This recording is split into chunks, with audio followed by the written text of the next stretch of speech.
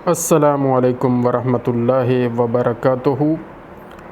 दोस्तों, जानवरों के हाज़मे के लिए एक बेहतरीन मिक्सचर लाइवस्टॉक फार्मर्स को चाहिए कि वो बनाकर अपने घरों में रखें।